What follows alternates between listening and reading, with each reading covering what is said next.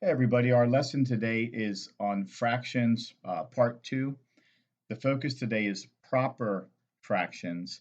And proper fractions are fractions where the numerator is less than the denominator. Remember our parts of a fraction, there's three parts. The top number is called the numerator. The bottom number is called the denominator. And then we also have this fraction bar here in the middle. Well, a proper fraction is when the top number, called the numerator, is less than the bottom. And you can see that 2 is less than 3, and the bottom number, of course, is the denominator. That's called a proper fraction. And here's a model of a proper fraction, and you can see that there are a total of 3 sections, 1, 2, 3 equal sections, which is shown here on the 3 on the bottom, and 2 are shaded, and that is your top number, the numerator, for the fraction 2/3. So that's called a proper fraction. Remember that there's 4 types of fractions.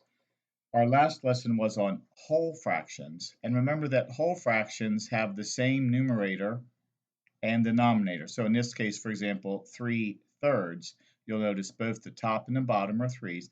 We could model it this way: 1, 2, 3 total,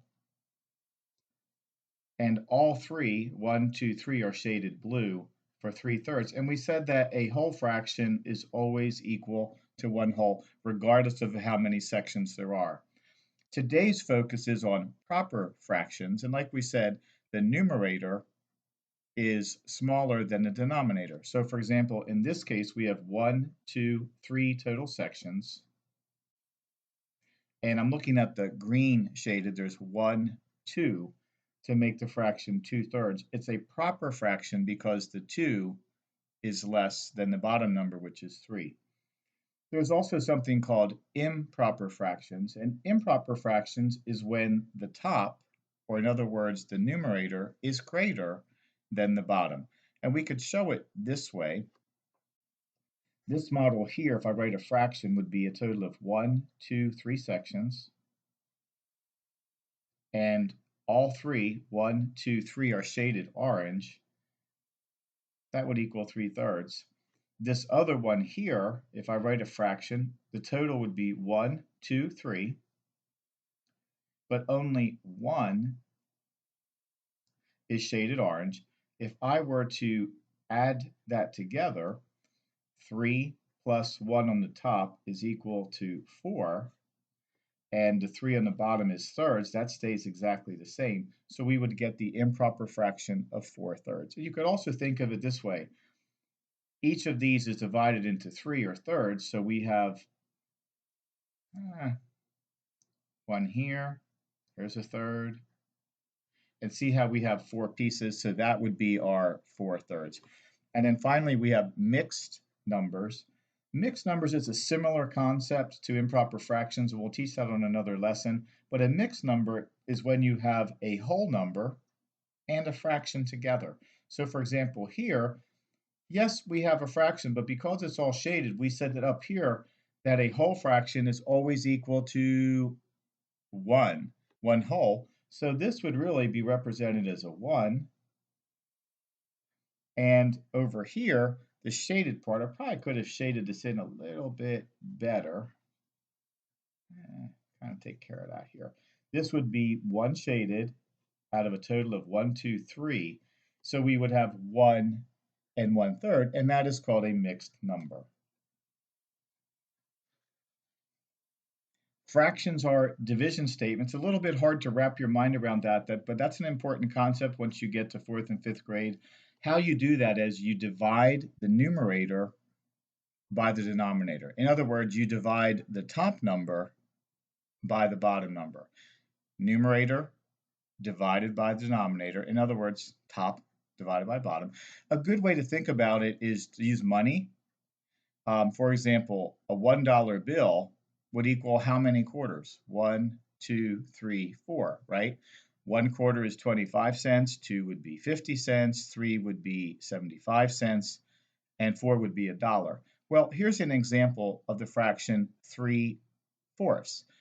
notice that we have 4, and see we have 1, 2, 3, 4 quarters, right? And let's just say if you said, well, how much money would 3 of them be? Let's circle 3. Now you already have the answer, but I'm just going to prove to you how fractions are a division statement. So I'm going to use a calculator.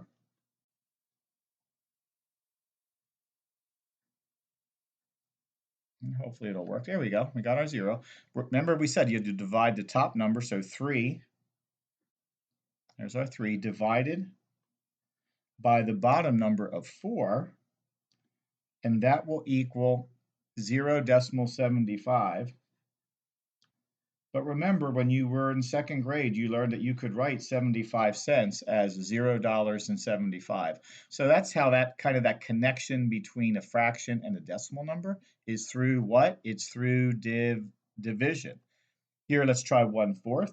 Well, 1 out of 4, right? 1/4 would be worth 25 cents. Well, let's see if this will be true.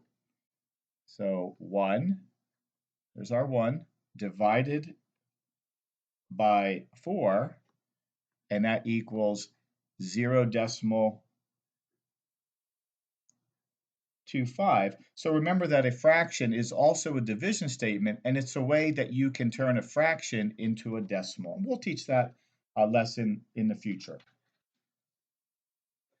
Quickly, remember that when you add fractions, the bottom numbers must be the same. So for example, the right way to add a fraction would be to only add the numerator, in other words, the top. 2 plus 3 equals 5. But notice I'm not saying 6 plus 6 is 12. The 6's stay exactly the same, so we get the fraction 5/6. This is the correct way, the right way to add fractions. Let me show you the wrong way. I'll make sure I make my frown face, so don't say this is the way that Mr. Walker taught you how to do it. You would say, well, 2 plus 3 is 5. We did that up here. And they said, well, I'm going to add the bottom. 6 plus 6 is 12. Well, that is not the correct way. And here's the reason why. In fact, I don't even want to cross this whole thing off because that is wrong. Think of it this way. If you were to add 2 apples plus 3 apples, you get 5 apples. The apples don't change. Think of fractions the same way. If I add 2/6, there's 2/6, right? And I'm going to add 3 more. So here's our 2/6, 1, 2, right? Plus 3/6, which is 1, 2, 3, 6. What do we get?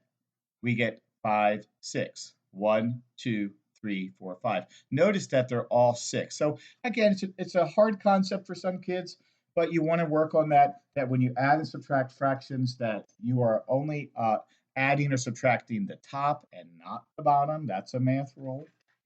Same thing for subtracting. When you subtract, remember that the bottom numbers must stay the same. You only do the top. For example, 6 minus 2, you only do the top.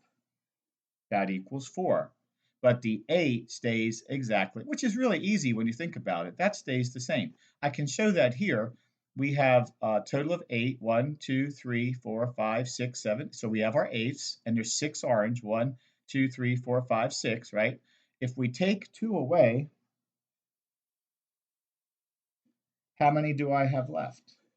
I have 1, 2, 3, 4, which is our 4 8s. Notice that the size hasn't changed. They are still 8s. So this is the good way, right? The wrong way is you would say, well, 6 minus 2 is 4, which that part's okay. And then 8 on the bottom minus 8. Well, guess what? 4 over 0, if we go back to our division statement, right? Let me show you what happens. 4 divided by 0 equals what? 0. That means that this is the wrong answer. The correct answer was up here, 4 8s, and we showed that up there. So again, the key rule here is that they must be the same. All right, thanks everybody. Today our lesson was lesson 2 on fractions, proper fractions, and just as a way of review, we said that proper fractions is when the numerator is less than the denominator. All right, thanks everybody. See you next time.